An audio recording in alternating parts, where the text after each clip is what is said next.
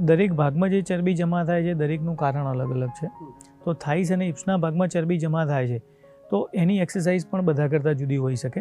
તો તમારે થાઇસ અને હિપ્સના ભાગમાં ચરબી જમા થઈ જાય તો તમારે એરોબિક્સ અને એનએરોબિક્સ અગાઉના એપિસોડમાં આપણે સમજ્યું હતું એ બંને પ્રકારની એક્સરસાઇઝ જરૂરી છે.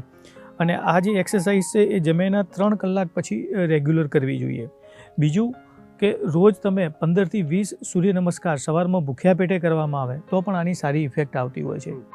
બીજું કે જ્યારે થાઇસ અને હિપ્સના ભાગમાં ચરબી વધતી હોય છે ત્યારે એમની જે સેલ્યુલાઇટ ફેટ હોય છે, જે અનઇવન સ્ટ્રક્ચર થઈ ગયેલું હોય છે ફેટનું, એના માટે રોજ નાહ્યા પહેલાં કોઈ પણ બ્રશ છે એનું તમે ધીમે ધીમે ત્યાંથી માલિશ કરશો, મસાજ કરશો તો એ ભાગમાંથી ચરબી ધીમે ધીમે સેલ્યુલાઇટ ઓગળવા માંડશે અને તમારું વજન પણ ઘટવા માંડશે.